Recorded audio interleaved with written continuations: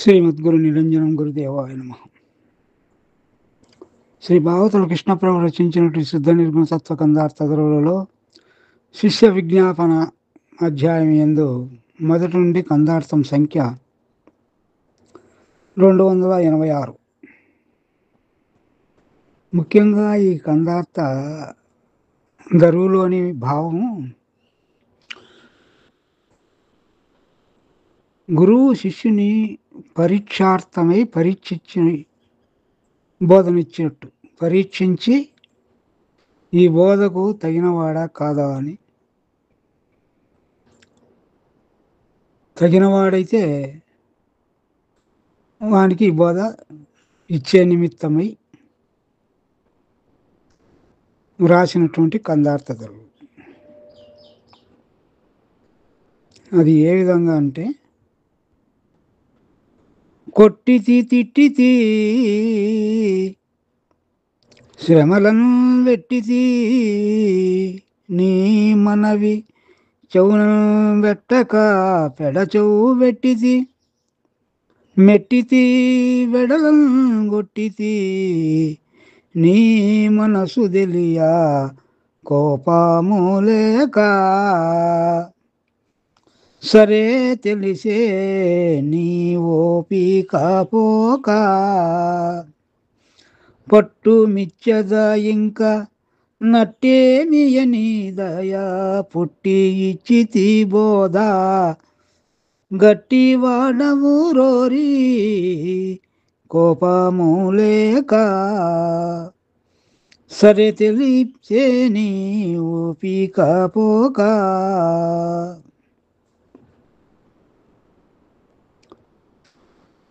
వినువారికి తగినట్టిది అని రెట్లు మహానుభావులు అన్నట్లుగా, రైతులు ఏ విధముగా విత్తనాలకు సరిపడా భూమిని ఎన్నుకుంటారో సారవంతమైనటువంటిది, అదేవిధంగా ఈ పరిపూర్ణ బోధకు తన్ను ఆశ్రయించిన శిష్యుని కొన్ని పరీక్షలు పెడతారు పెద్దలు. ఆ పరీక్షలో నెగ్గితే వానికి ఆ పరిపూర్ణ బోధ సంపూర్ణంగా చెప్పి సూచన చేస్తారు. అదే ఇక్కడ గురువుగారు చేస్తున్నారు. శిష్యుని ఓపిక ఏ విధంగా ఉంది అని, ఆ ఓపిక తెలుసుకోవడానికి కోపం లేకనే కొట్టితి, నేను కొట్టినా, తిట్టితి, తిట్టినాను, శ్రమలను పెట్టితి, నీకు మహాశ్రమ కలిగేటట్టుగా చేసిన. ఇంకా ఏం చేసినాను, నెట్టి తిని మనసు తెలియా, శ్రమలను పెట్టి తిని మనసు తెలియా కోపము లేక నీ మనవి చెవులను పెట్టక పెడచెవు పెట్టితి. స్వామి నేను చెప్పేది నేను ఏ తప్పు చేయలేదు అని ఎంత మనవి చేసుకున్నా, ఆ మాట నేను వినకుండా నిన్ను అగసాట్లు పెట్టిన.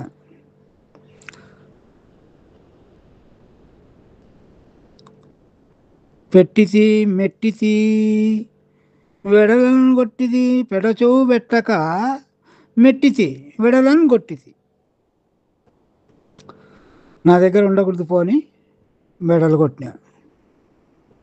ఎందుకు చేసినాను ఇదంతా, నీ మనసు తెలియా కోపము లేక, నేను ఎన్ని విధాలుగా నిన్ను కొట్టి తిట్టి నీ మాట వినకుండా తృణీకరించి ఈ ఆశ్రమం ఉంటే వెళ్ళిపో, లేక నా ఇంట్లో ఉంటే వెళ్ళిపో, నీకు బాధ చెప్పనని అనేక రకాలుగా కోపం ఉన్నట్టు నటించిన నాకు కోపం లేదు. ఎందుకు, నీ మనసు తెలియ, నువ్వు ఏ విధమైనటువంటి వాడవు అని. శిష్యుల మీద గురువులకు ఎందుకు ఉంటుంది కోపం? ఒకవేళ ఉంటినా సరైన ప్రవర్తన శిష్యుల దగ్గర లేకుంటే ఉంటుంది. మన తల్లిదండ్రులకు బిడ్డల మీద కోపం ఉంటుంది. ఎందుకు, సరైనటువంటి ప్రవర్తన లేక, అడ్డదారులు దొక్కుతో, విద్యాభ్యాసములు లేక, వంశానికి అప్రతిష్టమైనటువంటి పేర్లు, అప్రతిష్టమైనటువంటి పనులు చేస్తూ ఉన్నప్పుడు తల్లిదండ్రులకు బిడ్డల మీద కోపం వస్తుంది, కొడతారు, తిడతారు. అంత మాత్రం వాళ్ళ దగ్గర ప్రేమ లేదనే వాళ్ళకు ప్రేమ ఉండే అవి చేస్తారు. అట్నే మనం విద్యాభ్యాసం సరిగా లేకపోతే మన గురువులు కూడా కోలు కొంకరాయలని, గోడ కుర్చీలని బయటికి ఎండలో నిలబెట్టడము, ఈత బర్రలతో కొట్టడము, చింతమల్లెలతో కొట్టడం అనేకమైన చేస్తారు. ఎందుకు? భయం చేత.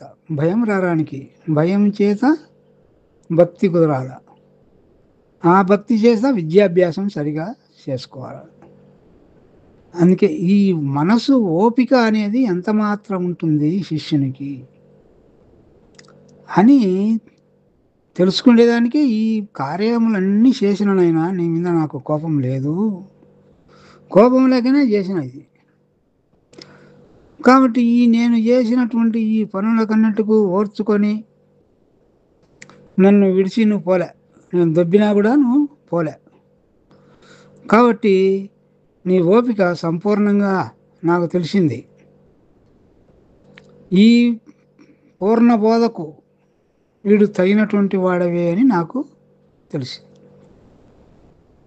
వీనికి ఈ బోధ చెప్తే పుష్కలంగా ఈయన వృద్ధి అవుతుంది, మళ్ళీ ఈడు గురువై మళ్ళీ ఇతరులకు బోధ చేయగల సమర్థుడు అని తెలిసింది నాయన.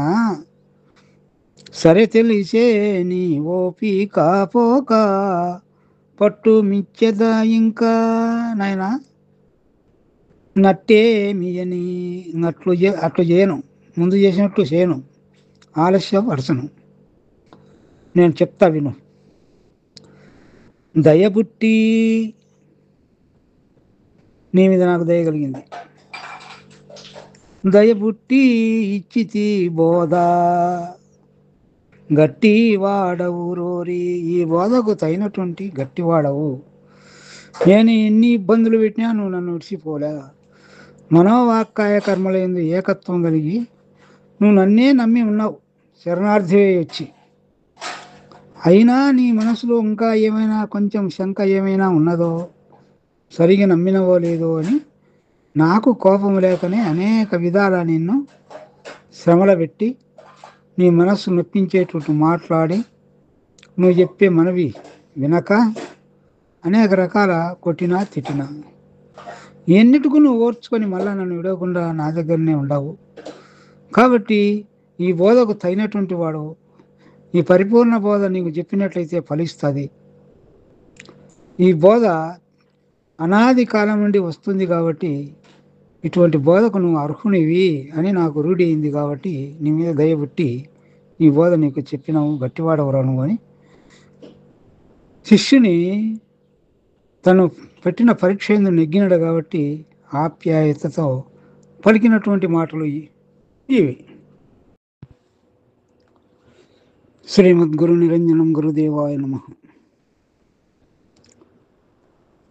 శ్రీ భాగవతుల కృష్ణప్రభు రచించినటువంటి శుద్ధ నిర్గుణ తత్వ కందార్థ ధరువులలో శిష్య విజ్ఞాపన అనే అధ్యాయం ఎందు మొదటి నుండి కందార్థం సంఖ్య 287వ కందార్థ ధరువును మనం విచారించుకుంటూ ఉన్నాం.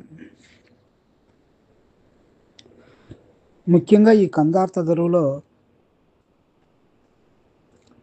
సామాన్యమైన వ్యవహారంలో గురు శిష్యులకు కొన్ని భేదాభిప్రాయాలు కలగవచ్చు. ఆ కలిగిన వాటిలో గురువు శిష్యుని మీద కొన్ని ఆంక్షలు, విధులు కోపం లేకుండా నటించవచ్చు. వాటికి భయపడి శిష్యుడు దూరంగా పోయినట్లయితే వ్యర్థుడవుతాడు, జన్మ వ్యర్థమవుతుంది. అట్లా ఉండకుండా పట్టుబదలని విక్రమార్కుని వలె ఉండాలా. గురుపదములు ఎప్పటికీ విడవరాదు. ఎన్ని ఆటంకములు, ఎన్ని విభేదాలు వచ్చినా కూడా, ఎన్ని భేదాలు వచ్చినా కూడా విడవకూడదు అనేటువంటి సందేశాన్ని కృష్ణప్రభు ఈ కందార్థం ద్వారా శిష్యలోకానికి తెలియపరుస్తున్నాడు. అది ఏ విధముగా అంటే, నీవెంత కొట్టి తిట్టినా నే విడచేవాడగాను, నీ చరణంబుల్ చావైన పెండ్లి అయినను నే వెరువనటంటి వట్టి నిజ భక్తుడవేరా. నే కనుగొంటి నీ నిష్ఠానౌరా. కావున నీకిట్టి ఘనమైన ఈ బోధ నే వేగదయ చేస్తి నీ విధి విడువాకు నిజ భక్తుడవేరా. నే గనుగొంటి నీ నిష్ఠ నౌరా.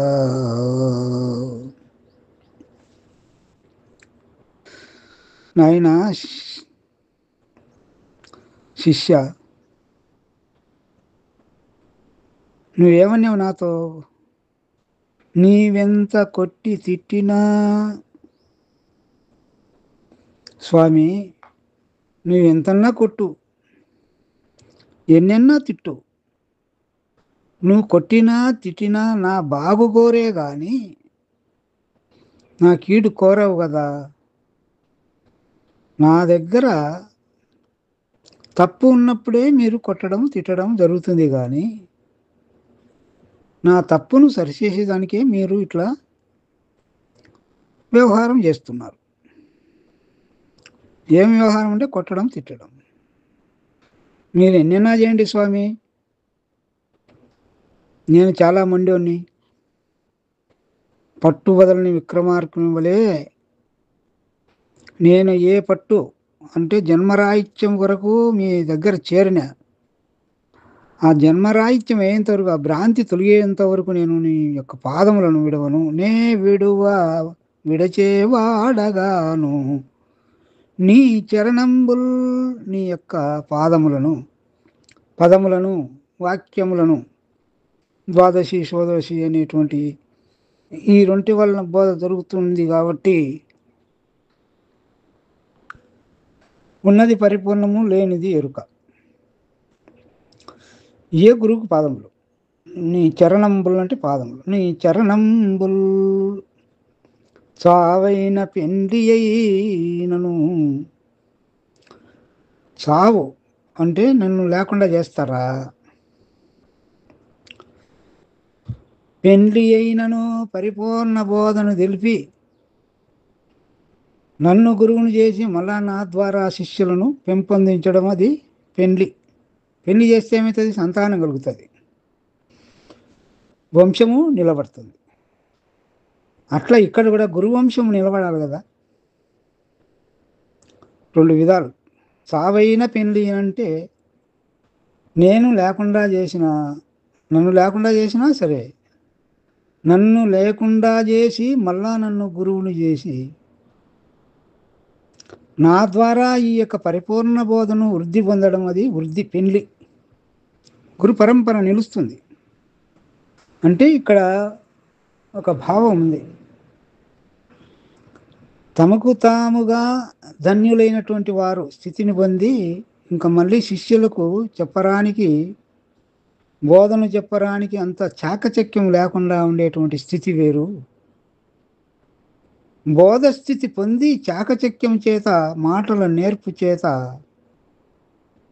ఇతరులకు భ్రాంతిరహితం చేసేటువంటి స్థితి వాళ్ళు గురువులు.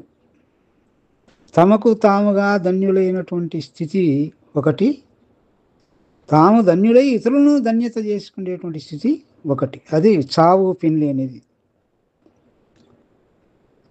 ఏమైనా సరే నే విడువా, నే వెరువా, నే భయపడను. కొన్ని దాంట్లో విడువా ఎట్లయినా కానీ సరిపోతుంది. వెరువ అంటే భయపడడం, విడువ అంటే విడిచేవాడు కాదు. నే వెరువనటంటి వట్టి నిజ భక్తుడవేరా. నువ్వు నిజమైనటువంటి భక్తునివి. వట్టి అంటే దాంట్లో కల్తీ లేదు. నిజంలో కల్తీ లేదు. మళ్ళా వట్టి నిజమే, వట్టి పరిపూర్ణమే, మళ్ళీ కల్తీ లేదు, మలినం లేదు. నిజ భక్తుడవేరా. భక్తులు నిజ భక్తులు కల్తీ లేదు. నే కనుగొంటి నీ నిష్ఠ నౌరా. నేను విచారించి చూస్తే నీ ప్రవర్తన, నీ నిష్ఠ, నీ యొక్క లక్ష్యం చెడేది కాదు. ఏ గురువాక్యం కోసం ఇచ్చినవో ఆ గురువాక్యము పొందేదానికి ఎన్ని ఆటంకాలు కలిగినా కూడా నేను నీవు విడవకుండా ఉండేటువంటి నిష్ఠ నేను పరిశీలన జ్ఞానం చే తెలుసుకున్నాను. కాబట్టి నీ యందు ఈ పరిపూర్ణ బోధ సంపూర్ణముగా సిద్ధి కాగలదు అని, కావున నీకిట్టి ఘనమైన ఈ బోధ, ఘనమైన బోధే, మరణ జనన ప్రవాహాలనే భ్రాంతిని తొలగించేటువంటి బోధ, ఎరుకరాహిత్యమైన బోధ, జ్ఞానరహితమైన బోధ, కేవలాత్మస్వరూపమైన బోధ. నే వేగా దయచేస్తి. ఇంకా పక్వానికి వచ్చినాక ఎంతసేపు శిష్య మనోపరివర్తనము అయింది అంటే తక్షణం అంటుకుంటుంది బోధ. వేగ దయచేస్తే ఇంక ఆలస్యం చేయకుండా సూటిగా నీ మది బోధ నాటేటట్టుగా నేను చెప్పినాను. ఆయన నీ విధి విడువాకు. కాబట్టి నువ్వు విడిచేవాడ కాదు, తెలుసు నాకు. కాదు మళ్ళా హెచ్చరిస్తున్నాడు, నువ్వు విడువాకురా, ఇది విడిచివా మళ్ళా మరణ జనన ప్రవాహంలో పడిపోతుంది అని. అంటే చావైన పెళ్ళి అయినా అనేటువంటిది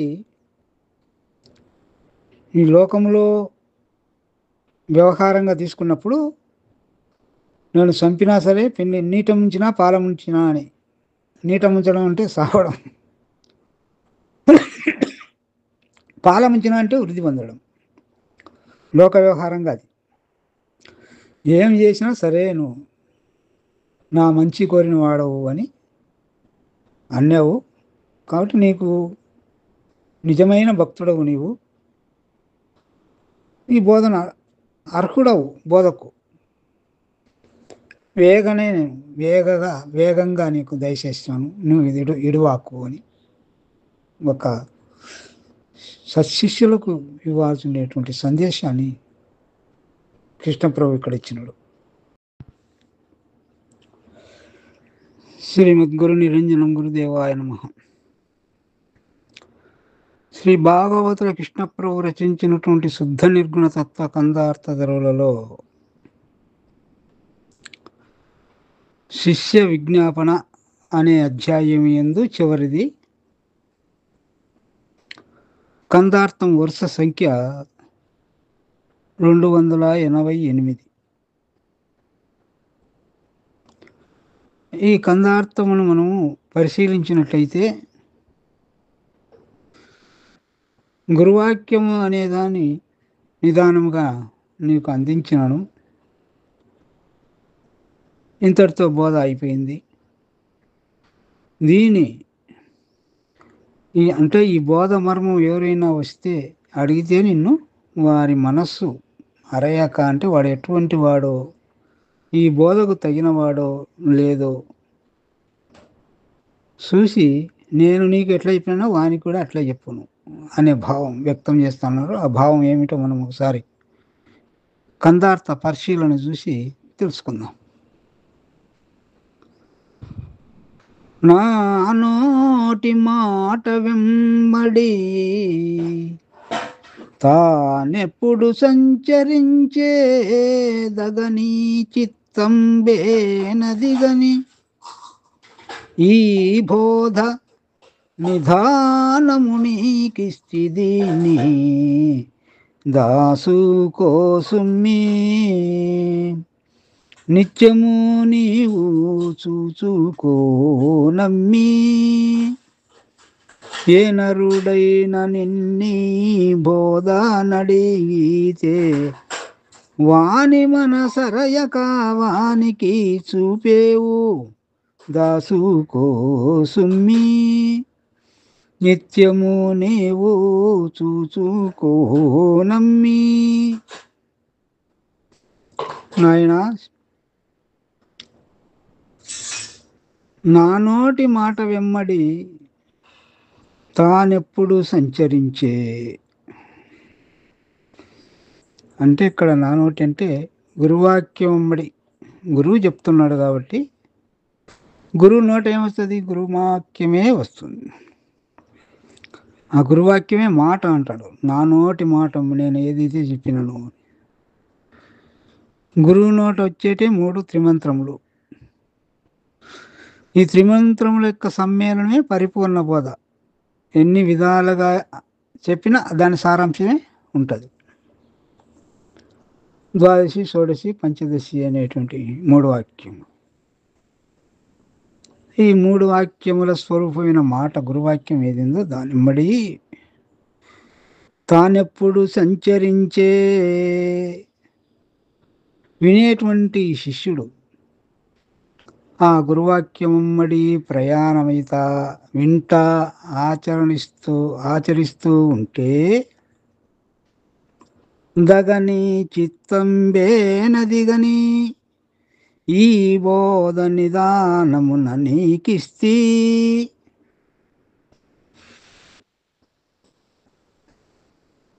ఈ బోధ నిదానముగా నీకిస్తే అంటే ఒకటే తూరి గురువాక్య సమూహమంతా శిష్యుడు గ్రహించలేడు. పరిపూర్ణ బోధ క్రమం అని ఉంటుంది. ఆ క్రమం వెంబడి బోధిస్తూ ఉంటే వాడు గురువు మాట అమ్మడి గురువాక్యం అమ్మడి రావాల. అట్లా వస్తేనే సరిపోయేది, లేకుంటే లేదు. ఇక్కడ నిదానంగా నీకు ఇస్తుంది అంటే ఏకసంధగ్రాహి అయినటువంటి వారైనా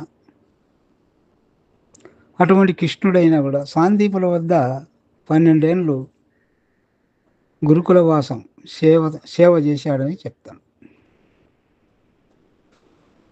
కృష్ణుడు ఎటువంటి వాడు? ఏకసంధగ్రాహి. ఒకసారి చెప్తానే గ్రహించే శక్తి కలిగినటువంటి వాడు.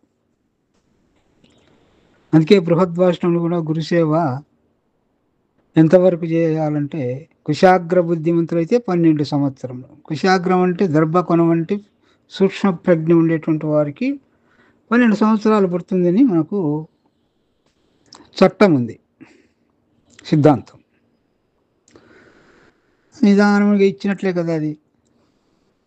ఇంకొక అర్థం ఏమిటి? నిదానము అంటే నిధి, గొప్పదైనటువంటి జలనిధి. అంటే జలము సంపూర్ణముగా దండిగా ఉండేది. ఇక్కడ గురువాక్యము దండిగా ఉండే నిదానము.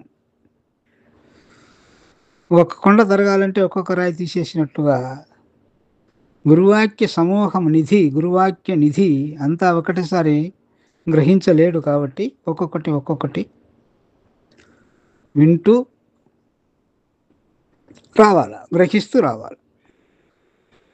అట్లా బుద్ధిమంతులకైతే 12 సంవత్సరాలు అని. ఇంకా మొద్దు బుద్ధి ఉండే వాళ్ళకు 10 ఏళ్ళు పడుతుందో చెప్పలేము.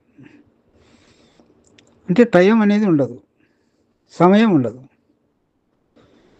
శిష్యుని యొక్క చిత్త పరిపాకం బట్టి సమయం ఉంటుంది. అతి శ్రద్ధ కలిగినటువంటి వారు ఇంకా ముందుగానే గ్రహించవచ్చు. కారణజన్ములు అయితే ఇంకా తొందరగానే. అందుకే చెప్పకముందే గ్రహిస్తాను అంటాడు బృహద్వాష్టంలో. కాబట్టి నిదానముకి నీకు ఇస్తే ఈ బోధమడి వస్తా అంటే నేను చెప్పిన దానమ్మడి అంటే గురువాక్యం అమ్మడి వానికి నిదానముగా ఈ బోధ నేను సంపూర్ణంగా ఇస్తి అంటాడు.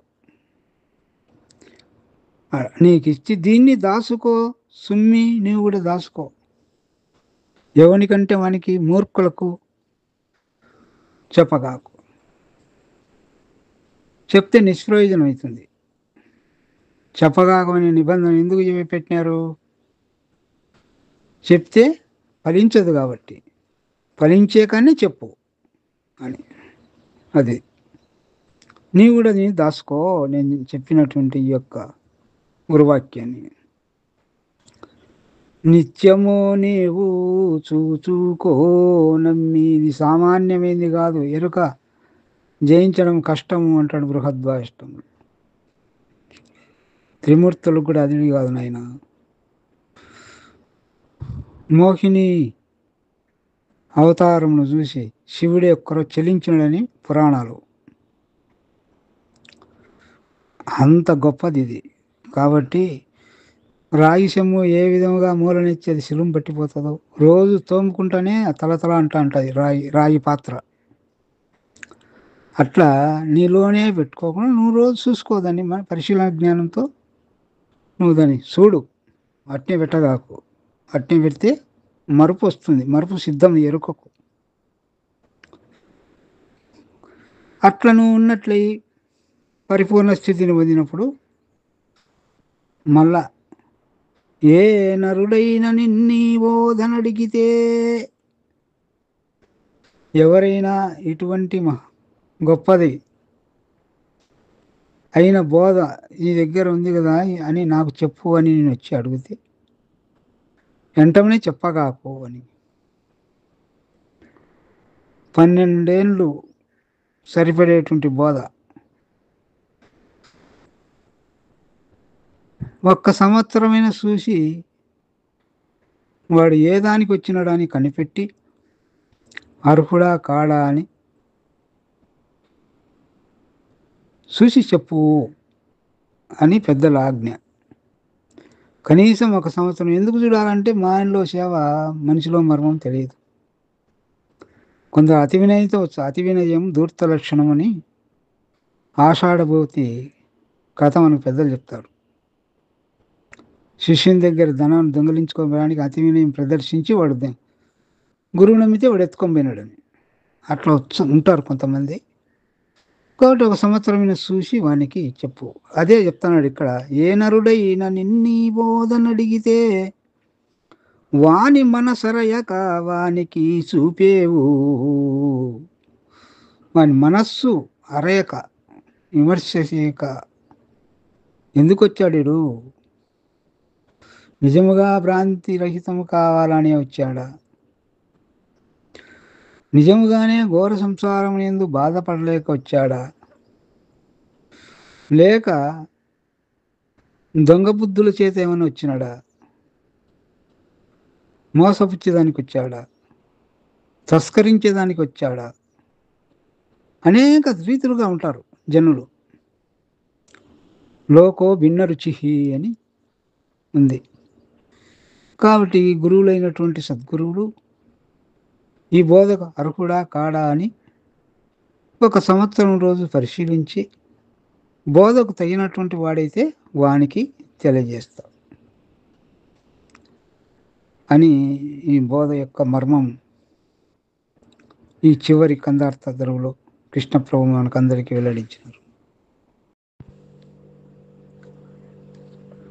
శ్రీమద్గురు నిరంజనం గురుదేవాయ నమః. శ్రీ భాగవతుల కృష్ణప్రభు రచించినట్టు శుద్ధ నిర్గుణ తత్వ కందార్థ ధరువులలో గ్రంథ పూర్తి అనే అధ్యాయం యందు కందార్థం సంఖ్య 289. ఈ కందార్థంలో గురు శిష్యులు ఇద్దరు కూడుకొని శాశ్వతమైనటువంటి బయలును ఎరిగి అశాశ్వతమైన ఎరుకను ఇది లేదని విడిచిపెట్టారు. ఎరుకను విడిచిపెట్టాక ఇంకా మాట లేదు మాట్లాడుకోవడానికి. అంతే, ఇంకా ఏమి తోచలేదు. ఏమైనా తోస్తే అది ఎరుకే. ఎరుక లేదు, ఎరుకను విడిచిపెట్టినాక నువ్వు తోచేది ఏమి ఉండదని. అది ఎలాగో మనం ఒకసారి కందార్థం చదివి విచారిస్తాం. కూడి గురు శిష్యులిద్దరూ వేడుకతో బయలున్న విధమెరిగి ఎరుకన్ వీడిరిది లేనిదని మాటాడుటకిక ఏమి దోచాదది ఏమో కాని వింటిరే మీరాలిది ఇందులోని జాడ మీకెరుకని వేడితి విను మంచు ఈడికి సరిముచ్చట్లాడుట కిక దోచదది ఏమో కాని వింటిరే మీరాలివి ఇందులోని.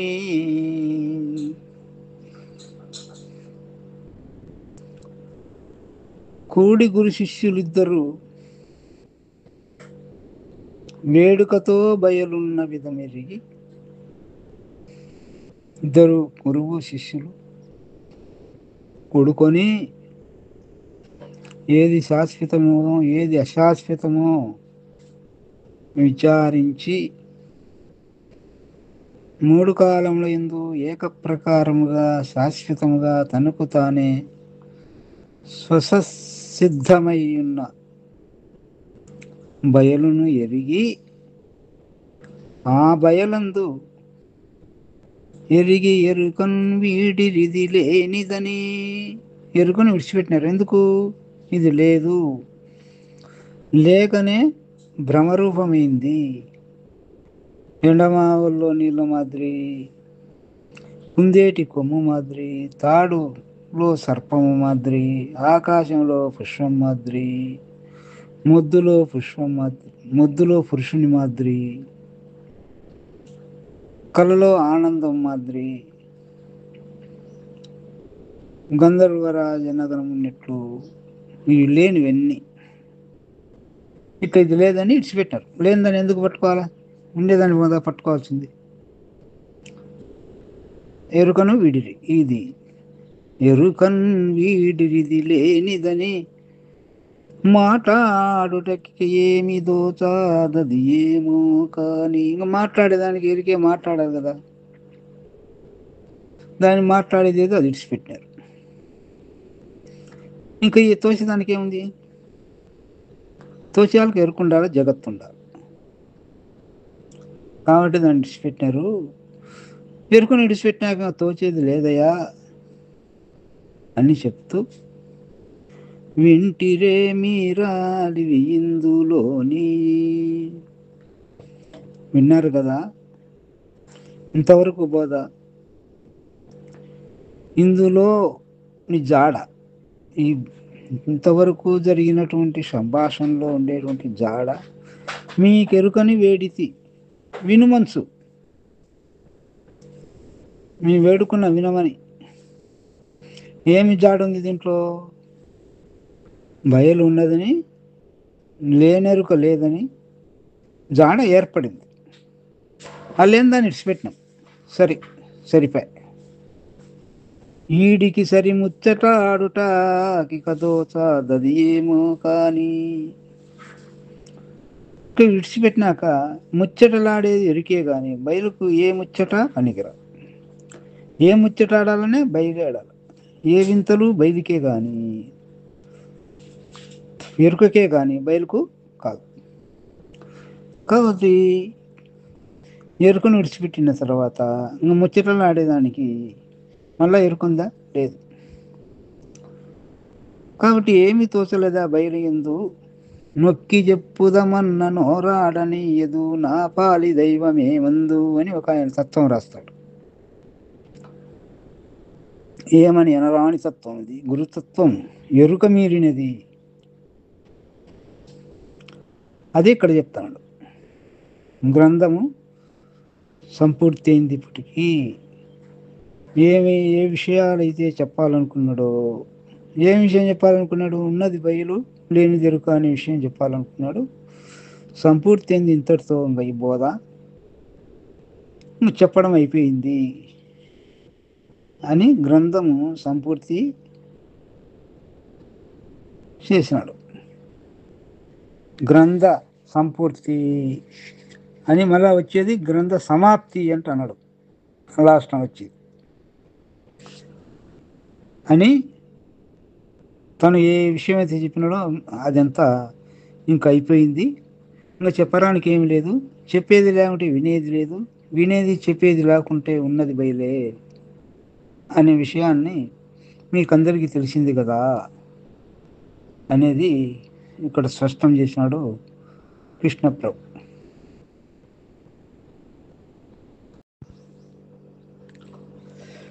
శ్రీమద్గురు నిరంజనం గురుదేవాయ నమః.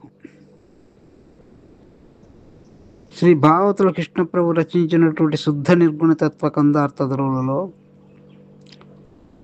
గ్రంథ సంపూర్తి అధ్యాయమేందు కందార్థం సంఖ్య 290. ఈ కందార్థంలో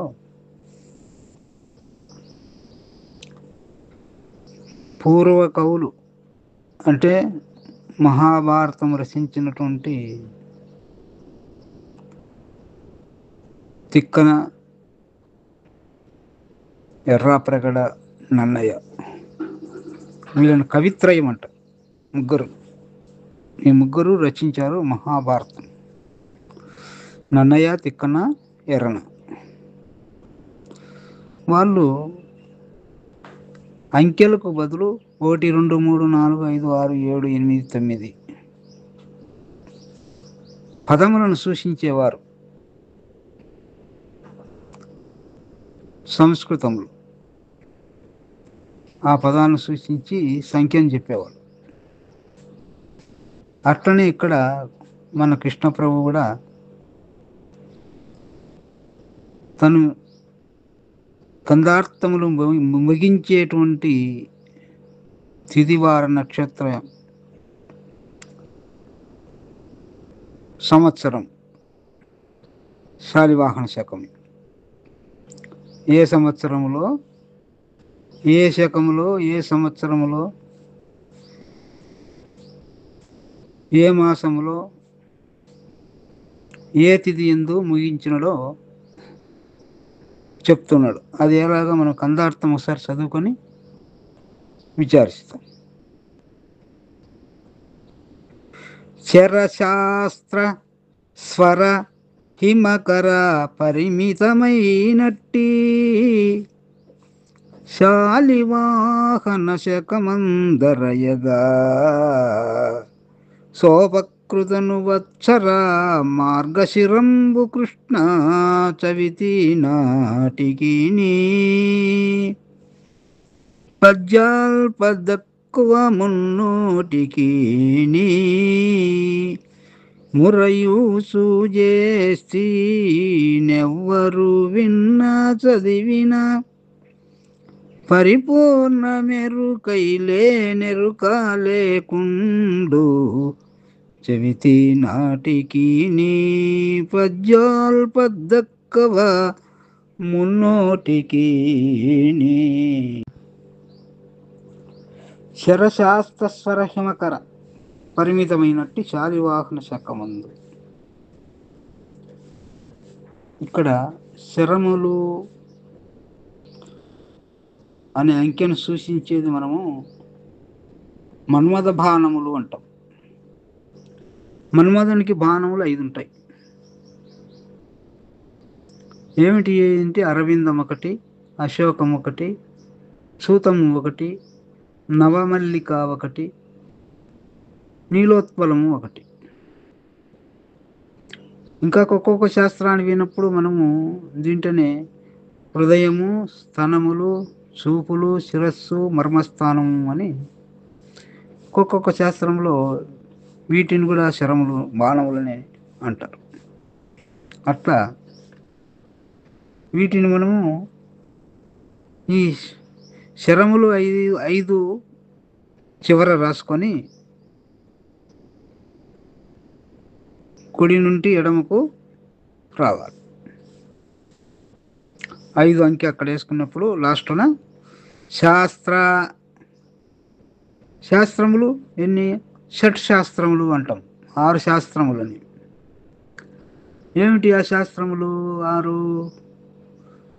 తర్కము, వ్యాకరణము, ధర్మశాస్త్రము, మీమాంస, వైద్యము, జ్యోతిష్యము అనేటువంటి ఈ షట్శాస్త్రములు.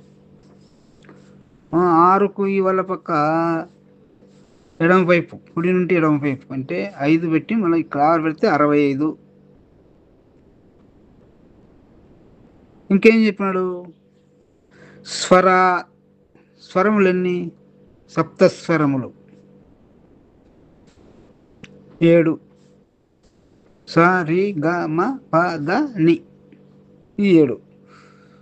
ఇంకేమి 6 పక్కన 7 పెట్టాలి, 765 అయింది. ఇంకేమంటున్నాడు? హిమకర, హిమకరుడు అంటే చంద్రుడు. హిమము అంటే చల్లని మనసు, చల్లని కిరణములు అందించేవాడు హిమకరుడు అని. ఎవడు హిమకరుడు అంటే? చంద్రుడు. ఎంతమంది ఉండారో? ఒకడు అంటే 1, 7, 6, 5 1765 అవుతుంది వాడికి. ఇది లెక్క. అయితే శకం, ఏ శకం చెప్పినాడు? శాలివాహన శకమందు, శాలివాహన శకంలో అరయగా ఆ శకంలో శోభకృతును వచ్చరంబు ప్రభా యువ శుక్ల ప్రమోదత ప్రజోత్పత్తి అంగిరస శ్రీముఖ అనేటువంటి ఈ ప్రభా 60 సంవత్సరాలలో ఏ సంవత్సరము ఈయన రాసింది? శోభకృతును వచ్చరంబు సంవత్సరం, అది వత్సరంబు మార్గశిరంబు, నెలలు తీసుకున్నప్పుడు మార్గశిరం. కృష్ణ చవితి నాటికి తిథి ఏది? చవితి. ఏ చవితి అది? కృష్ణ చవితి. శుద్ధము శుక్లము అని, శుద్ధము కృష్ణమని 2 విధాలు. చంద్రుడు వృద్ధి పొందేదానికి శుద్ధమని, క్షీణించేదానికి కృష్ణమని పేరు. అమాస నుండి పున్నానికి వచ్చే తిథులు శుద్ధమని, పున్నము నుండి అమాసానికి వచ్చేది క్షీణిస్తూ వస్తాడు కాబట్టి అది కృష్ణమని, లేకుంటే బకులమని పేర్లు. అట్లా కృష్ణ చవితి, నా చవితి అంటే 4వ రోజు నాటికి పద్యాలు పద్దక్కువ 300కి 300కు 10 తక్కువ అంటే 290 పద్యాలు ఈ యొక్క శాలివాహన శకములో శోభకృతును వత్సరము మార్గశిరం అనే నెలలో కృష్ణ చవితి 4వ రోజుకు 290 పద్యాలు రచించిననయ్యా. పద్యాలు పద్దక్కవ 300కి మురయూచు చేస్తే మహా సంతోషంతో నాకు కింద రాబోయే తరం అచలాన్ని శోధించేటువంటి వారికి ఈ కందార్థ ధరువులు దృఢపరిచేదానికి ఉపయోగపడతాయని నేను సంతోషంగా ఈ శుద్ధ నిర్గుణతత్వ కందార్థ ధరువులను రాశాను. మురయూచు చేసి ఎవ్వరు చదివినా, దీన్ని సంపూర్ణంగా గురుముఖంగా విన్నా కానీ చదివినా కానీ పరిపూర్ణ మెరుకై లేనెరుక లేకుండునే.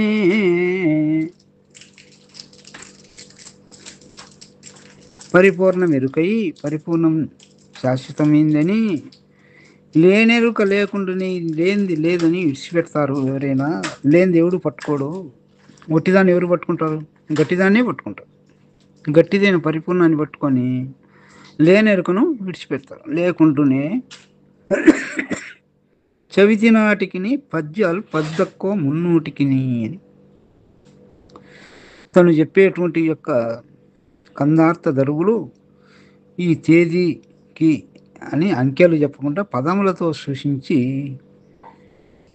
పూర్వం కవులు కవిత్రయం వారు అనుసరించినటువంటి పద్ధతిలో ఈ మహాత్ముడు కూడా తన పండిత కౌశలతను సాటి చెప్పుకున్నాడు.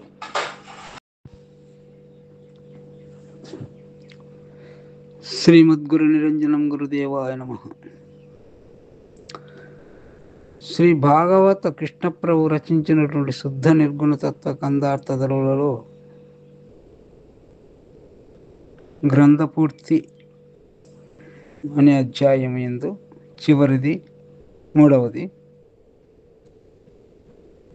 మొదటి నుండి 291 కందార్థదరువు.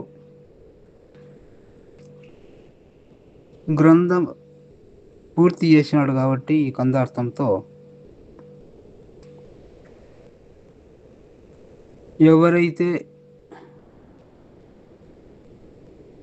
ఎవరికి ఈ గ్రంథములోని పరిపూర్ణ బోధ అవగాహన అవుతుంది, తెలుసుకుంటారు. ఎవరు ఈ గ్రంథం చూసినా కూడా ఈ పరిపూర్ణ బోధను తెలుసుకోలేరు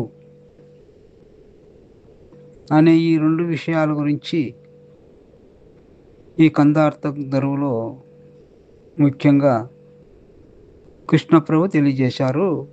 అది ఏ విధమంటే, ఏ పురుషుడు గురువర్యుని శ్రీపాదము పట్టలేదో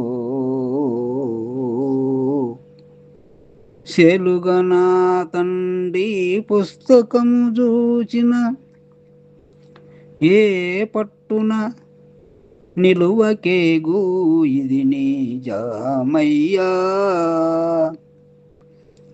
నరులారా మీ మది తెలియరయ్యా, ఈ పరమ గోప్యము ఎవరెరుగారోరయ్యా. నా పలుకు మదిలోన నాటిన వారికే ఇది నిజమయ్యా. నరులారా మీ మది తెలియరయ్యా.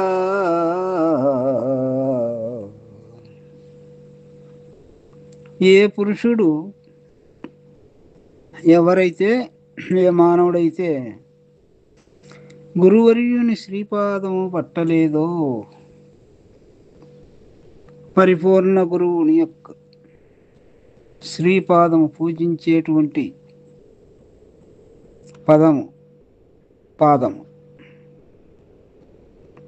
పదములు అని చెప్పలేడు, పాదము అన్నాడు. పట్టలేదో, ఎవరు పట్టుకోలేదు అంటే,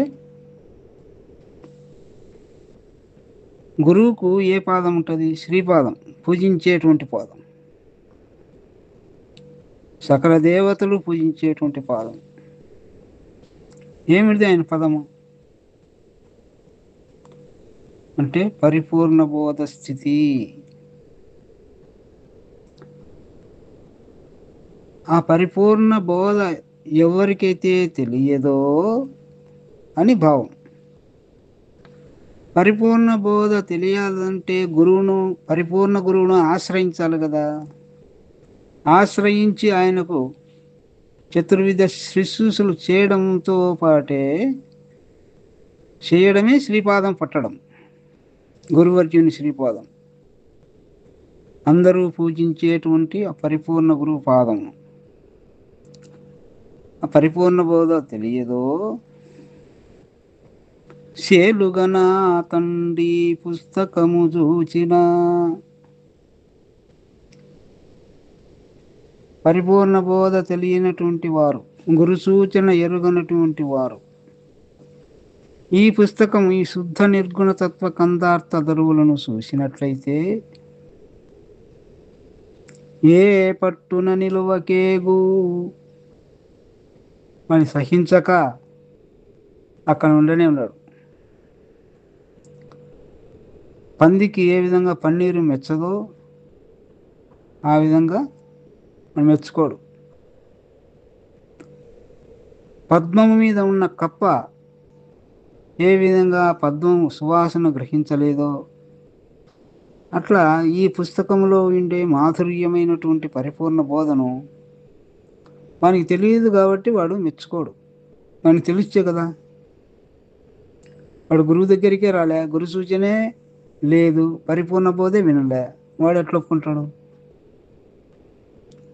సత్యం జన విరోధాయ అని గురువాక్యం. అసత్యం జనరంజకం. అసత్యంగా ఉండేవాడు సత్యం జోలికి రాడు. అదే చెప్తాడు ఇక్కడ. విచారము తెలియనటువంటి వాడు, పరిపూర్ణ బోధ విచారం తెలియనటువంటి వాడు ఈ గ్రంథం చూసినప్పుడు వాడు ఎక్కడ కూడా నిలబడడు, దీని జోలికి రాడు, వానికి అర్థం కాదు. ఇది నిజమయ్యా, ఇది వాస్తవం. నరులారా మీ మది తెలియరయ్యా, ఓ మానవులారా, మీలో విచక్షణ చేత భేదం లేక చూడండి. వీళ్ళు పరులు, వాళ్ళు వేరే వాళ్ళు, వీళ్ళు మా వాళ్ళు అనేది ఉండకూడదు.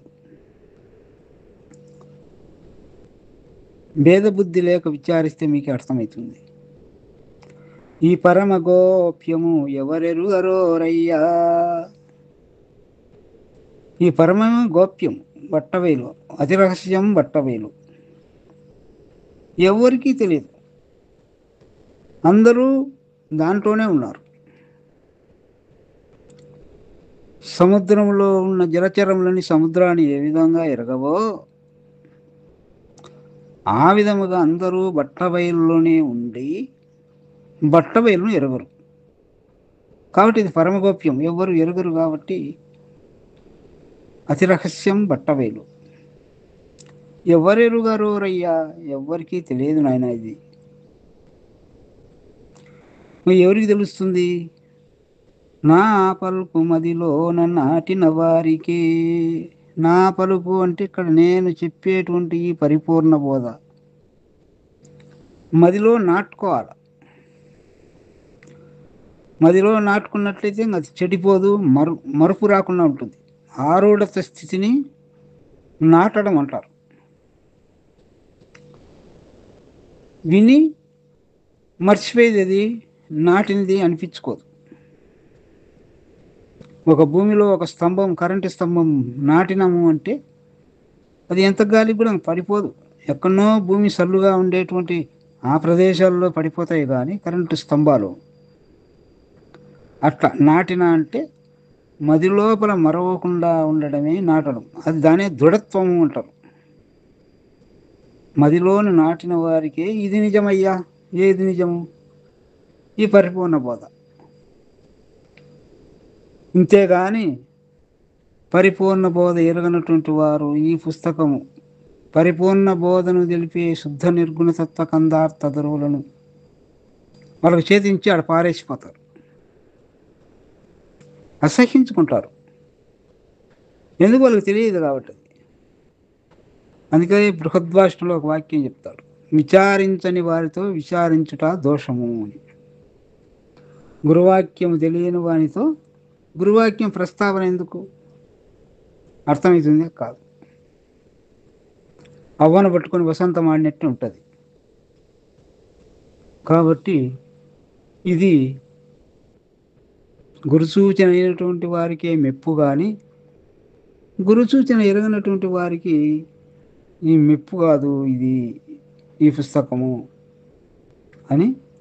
ఎవరికి నచ్చుతుందో ఎవరికి నచ్చదో ఈ భేదాన్ని ఈ యొక్క కందార్థ ధరువులో తెలియజేశాడు కృష్ణప్రభు.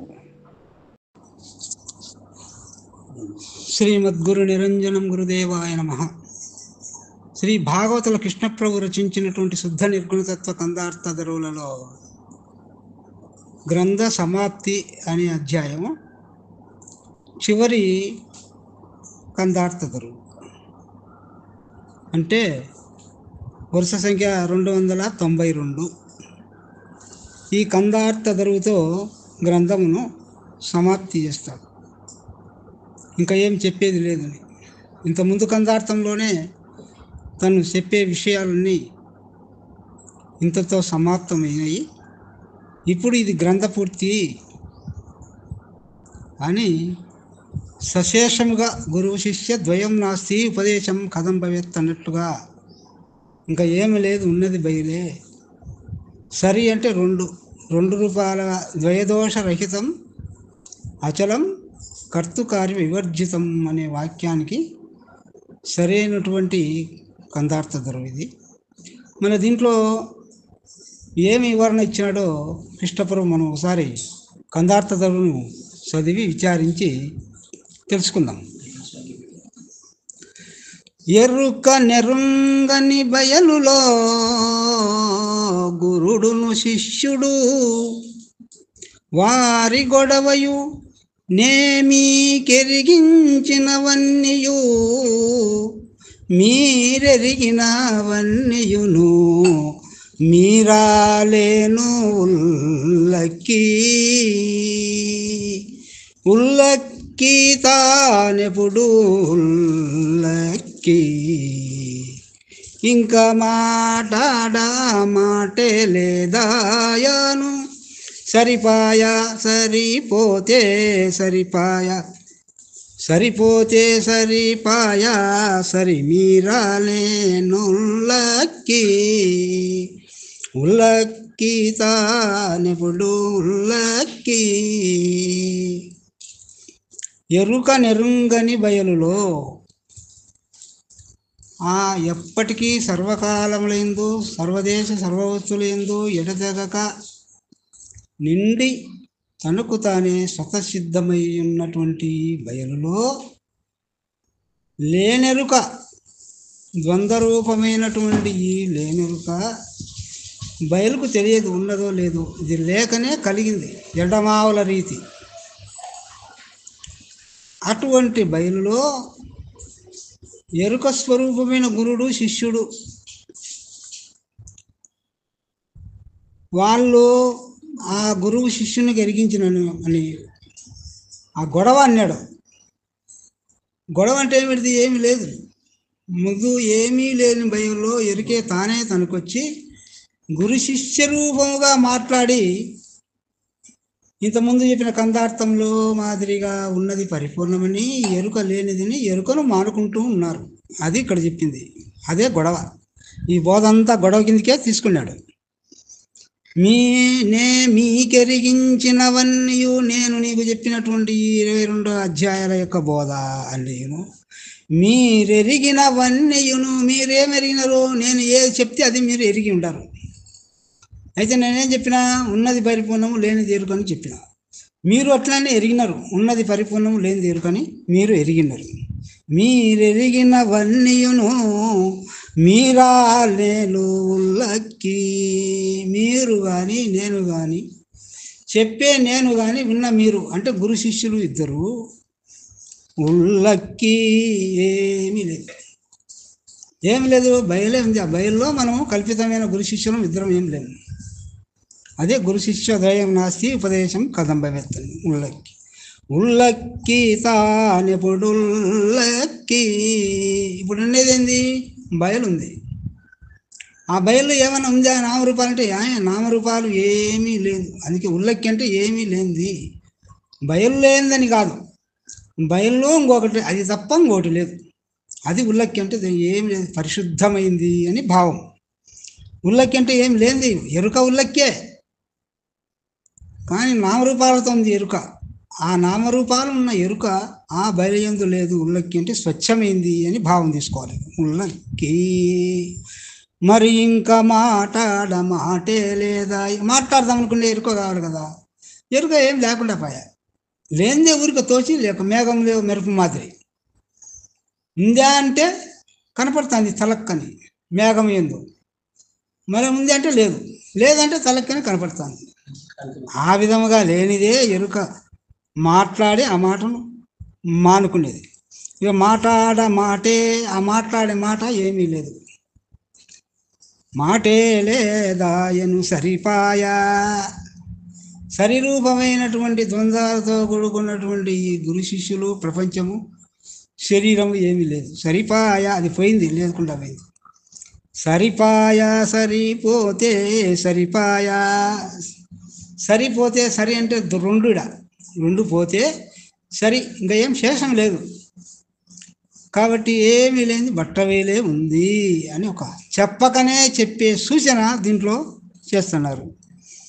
సరిమీరా నేను ఉల్లక్కి, సరిరూపమైనటువంటి ద్వంద్వ రూపంలో ఉన్న నేను మీరు ఉల్లక్కి. ఇప్పుడు సరి ఏమిటిది? గురు శిష్యులు ఇలా సరి. కాబట్టి ఈ రెండు కూడా ఉల్లక్కి ఏమి లేదు అంటే ఏమీ లేదంటే ఉన్నది బయలు, ఆ బయలుయందు లేనిదే అవుపడి ఏమి లేకుండా పోతుంది. తోసిందే కానీ ఎప్పుడు బయలుయందు ఎరకలేదు అనేటువంటి ఈ యొక్క కందార్థ దొరుకు ఈయన శిష్యుడే. ఎవరు? భాగవత కృష్ణప్రభు శిష్యుడే ఫీల్కాన శంకర ప్రభు అని ఉంటాడు ఒక ఆయన. ఆయన తన తత్వంలో చెప్తారు, నేను మీరు లేని చోట, నేను మీరు లేక కలిగి, మానిక సద్గురుడి కృపచేత, ఓ సీతారామా కనరక పోదామురారా, లేని వారు లేని చోట, లేక కల్లా లేని మాట,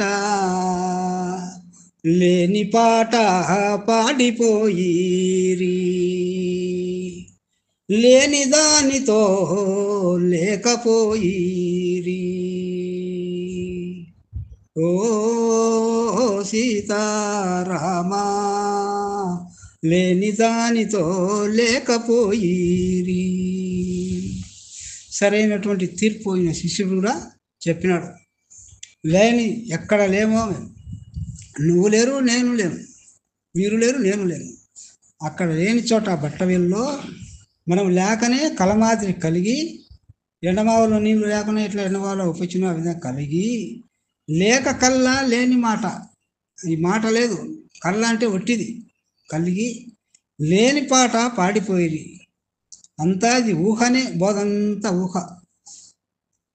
కాబట్టి ఆ లేని దానితో లేని పాట పాడిపోయి, లేని దానితో లేకపోయి, లేనిదేమిటిది ఎరుక, దాంతో ఏమి లేకుండా పోయినారు. ఎక్కడ లేకుండా పోయినారో అదే బయలు, అదే తాను, నేను రహితమైన తాను అనే బృహద్భాష్ట సిద్ధాంత వాక్య ప్రకారం బడి బయలును చూడకూడదు, బయలై ఉండాలా. పరోక్షం కాదు, ప్రత్యక్షం కాదు, అపరోక్ష జ్ఞానం. ఆ సూచన ఇచ్చి ఈ గ్రంథమును పూర్తి చేశారు ప్రభు. జయ సద్గురు ప్రభువుల వారికి జై. సంతత నిర్వికార నిర్మల నిర్విచార నిత్య నిరాకార శరీర సారవిహీన సంసార దూర వికార నిర్విజయ ప్రచార నిరాధార మంగళం మంగళం సద్గురుదేవా మంగళం మంగళం.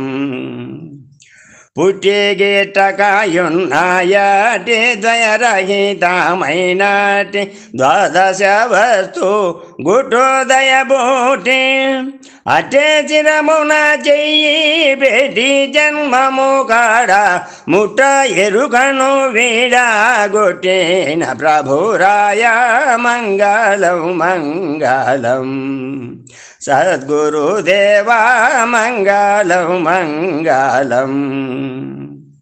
కళాకాలమునో కాళీలా నిలచియున్న చాలా కల ఎరుకల కబలయ్యే వేళ, మూలాములే నీ గుంటెనుగూసే నీరమే కళాములే గున్నాకిలు తెలిపిన తండ్రి మంగళం మంగళం సద్గురుదేవా మంగళం మంగళం. ఎన్నాడేమియుగాకున్నా బయలందెరుక యున్నాదన్నా మాట సున్నా, పరిపూర్ణమున్నది స్వబ్రహ్మెన్నో దోచిన రీతి, ఎన్నాడి జగము లేదన్న సద్గురుమూర్తే మంగళం మంగళం సద్గురుదేవా మంగళం మంగళం.